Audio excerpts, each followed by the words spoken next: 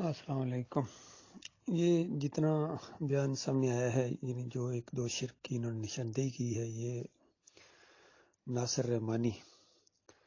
یہ اہل حدیثوں کے سندھ کے ناظم اعلیٰ ہیں، اور یہاں بحرین میں اکثر آتے رہتے ہیں اور پروگرام وغیرہ کرتے ہیں، کوئی کورس وغیرہ بھی کراتے ہیں اور پھر تحفے طائف لے کے لوٹتے ہیں۔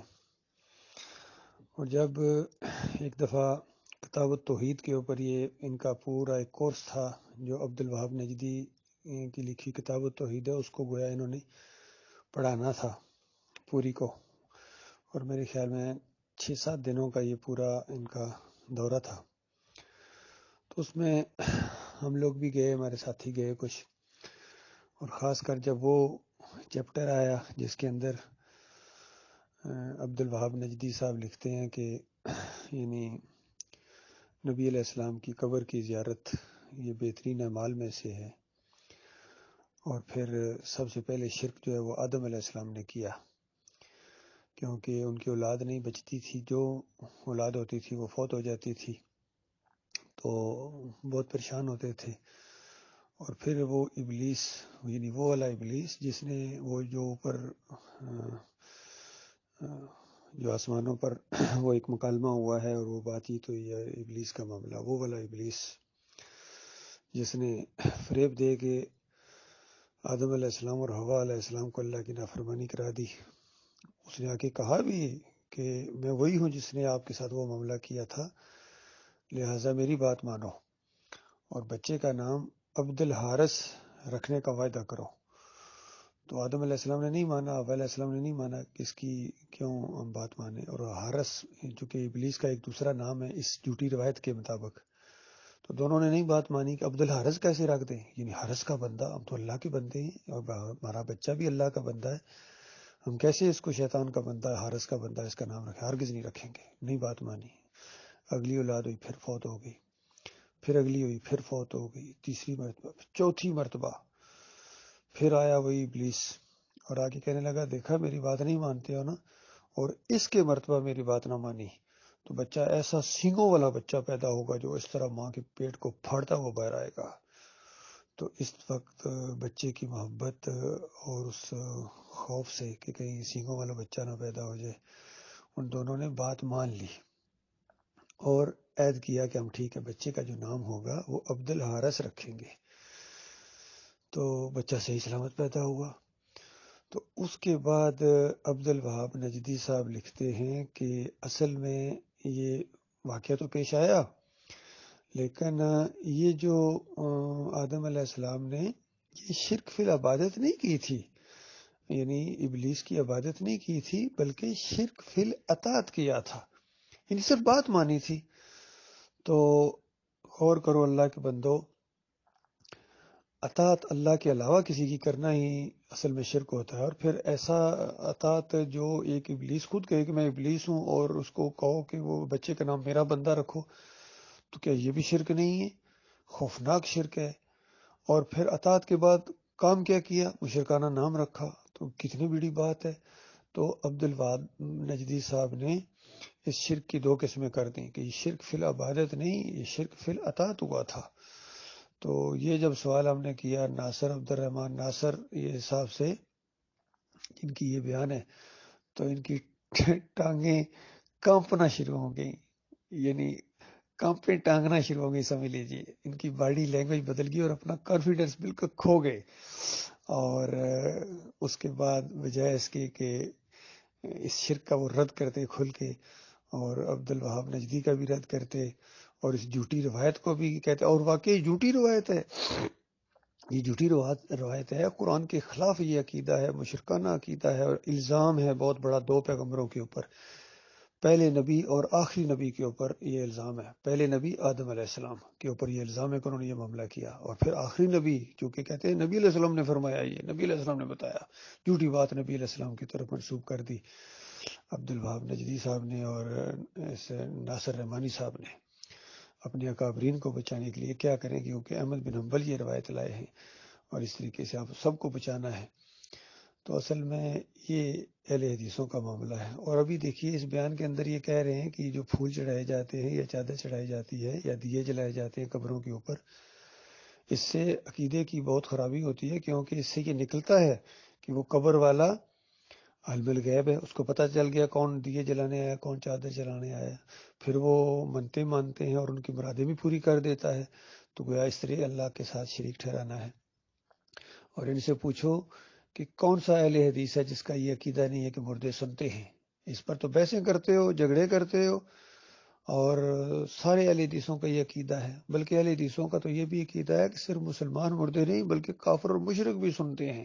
سماع موتا، اس کے اوپر یہ تقریریں ہوتی ہیں مردوں کے سننے کا عقیدہ، اور پوری پوری رات گزر جاتی ہے اور کہتے ہیں ہم نے ثابت کر دیا کہ مردے سنتے ہیں۔ اور ان کے بڑے امام احمد ابن حنبل نے یہ عقیدہ ان کو دیا تھا اصل میں، کہ اس قبر کے اندر روح واپس آ جاتی ہے، مردہ سننا شروع ہو جاتا ہے، مردہ دیکھنا شروع ہو جاتا ہے، سوال و جواب اس قبر کے اندر ہوتے ہیں۔ اور نبی علیہ السلام کے بارے میں تو ان کا پکا عقیدہ ہے، جس طرح فتاوی نظیریہ کے اندر میاں نذیر لکھتے ہیں کہ بریلویو، تم جو نبی علیہ السلام کو ہر جگہ حاضر ناظر مانتے ہو، اپنی محفلوں کے اندر آنے کا عقیدہ رکھنے ہو، یہ شرک ہے، تم مشرک ہو۔ اور وجہ یہ ہے کہ نبی علیہ السلام ہر جگہ حاضر ناظر ہوتے، تو پھر یہ کیوں کہتے من صلی علیہ عند قبری سمیتہ، جو میری قبر کے اوپر آ کے صلاۃ والسلام پڑھتا ہے سمیتہ، میں اس کو خود سنتا ہوں۔ اور پھر ان کا دوسرا یعنی جھوٹی روایت کے ذریعے اس کو تقویت پہنچاتے ہیں اس عقیدے کو کہ نبی علیہ السلام نے فرمایا جو میری قبر کے اوپر آ کے صلاۃ والسلام پڑھتا ہے اللہ میری روح واپس کر دیتا ہے اس جسم کے اندر، میں اپنے کانوں سے اس کے سلام کو سنتا ہوں اور پھر جواب دیتا ہوں۔ یہ فتویٰ دیا ہے مفتی اعظم سعودی عرب عبداللہ بن باز نے اپنی اس کتاب حج و عمرہ کا، جو وہ کتابچہ بانٹتے ہیں حاجیوں اور عمرہ کرنے والوں کو، کروڑوں کی تعداد سے یہ پرنٹ ہوتا ہے، اور لوگ پوری دنیا سے جو حاجی آتے ہیں ہر زبان کے اندر ان کو یہ شرک کا انجیکشن دیتے ہیں۔ پہلے ان کا عقیدہ مشرکانہ بناتے ہیں کہ نبی علیہ السلام قبر کے اندر زندہ ہیں اور آپ کا سلام و صلات انہوں نے سن لیا ہے، تو اس کے بعد گنبد بھی سجا کے رکھا ہوا ہے، اور پھر جا کے جو وہاں روتا دھوتا ہے کوئی سجدہ کرے یا کوئی پکارت کرتے شرک شرک شرک۔ بھائی شرک کا مواد تو سارا آپ نے فراہم کر دیا جھوٹی روایتوں کے ذریعے۔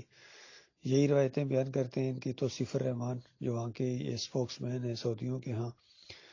وہ پہلے تو یہ دونوں مشرکانہ عقیدے رکھتے تھے، قبر کے اوپر آ کے صلاۃ والسلام پڑھنے اور سننے والا عقیدہ رکھتے تھے، اور دور سے دوسری ایک اور روایت ان کی ہے کہ جو دور سے کوئی صلاۃ والسلام پڑھتا ہے فرشتے اللہ تعالیٰ نے چھوڑے ہوئے ہیں اور وہ فرشتے سلام کو نبی علیہ السلام کے پاس مدینے والی قبر میں پہنچا دیتے ہیں۔ یہ ایک اور شرک ہے حالانکہ، لیکن ان کا یہ عقیدہ ہے۔ تو صفر رحمان وہ بات تو مان گئے ہیں کہ ہاں قبر پر نہیں سنتے ہیں بھائی،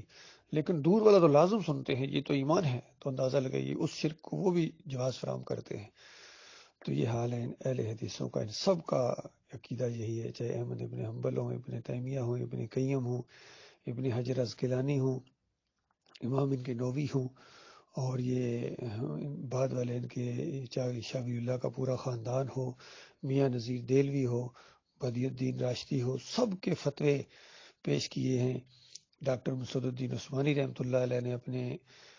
جو کتابیں ایک عذاب برزخ کے آخر میں، اور ایک وفات النبی یا وفات ختم الرسل کے نام سے کتاب جو تھی ڈاکٹر مسعود الدین عثمانی رحمۃ اللہ علیہ کی، اس کے آخر میں بھی ان سب کے فتوے ان کی کتابوں کے موجود ہیں کہ یہ سارے مردوں کے سننے کے قائل ہیں اور بحثیں کرتے ہیں اس کے اوپر، اور جھوٹی روایتوں کے ذریعے کہتے ہیں کہ دیکھو حدیث میں آ گیا، وہ حدیث نہیں ہے، وہ تمہارے دماغ کی بنائی ہوئی ہے، شیطان نے تمہیں یہ شرک کی گولی دی تھی تو اس کے اوپر تم ڈٹ گئے ہو۔ تو یہ اس کا ذریعہ فریب کار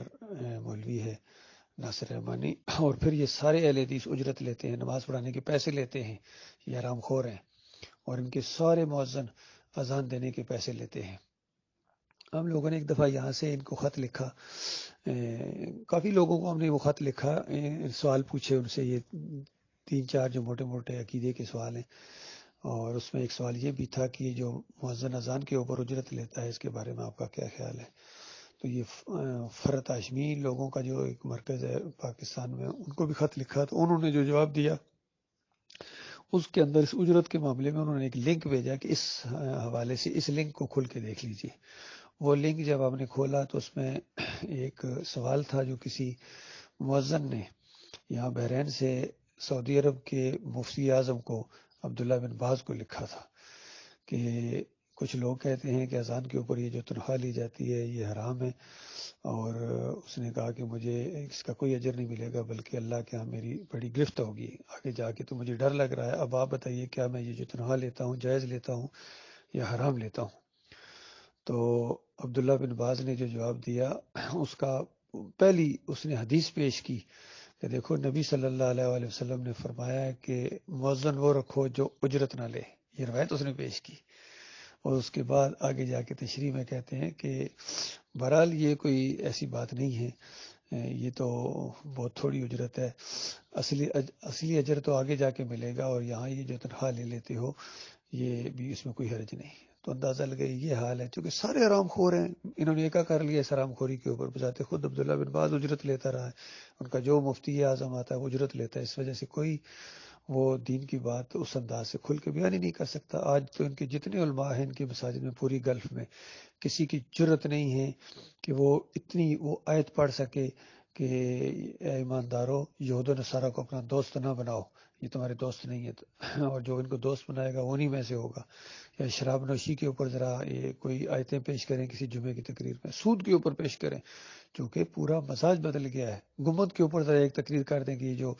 نبی علیہ السلام کی قبر کے اوپر گنبد بنایا گیا ہے یہ ناجائز بنایا گیا ہے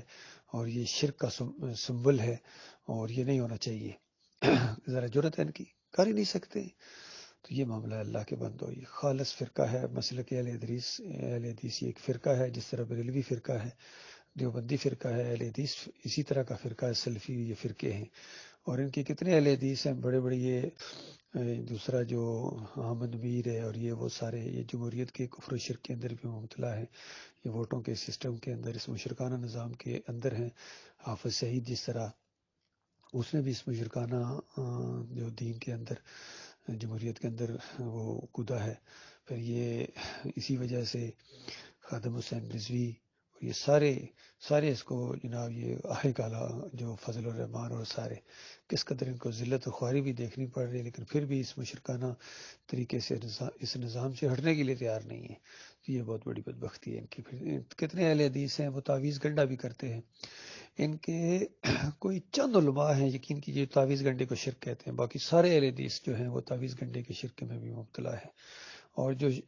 چند علماء اس کو شرک کہتے ہیں وہ دوسرے علماء کو جو شرک نہیں کہتے ہیں ان کو مومن بھی سمجھتے ہیں، ان کے پیچھے نمازیں بھی پڑھتے ہیں، تو یہ حال ہے ان کا بھائی، اللہ تعالیٰ ان کے فریب سے اپنی پناہ میں رکھے۔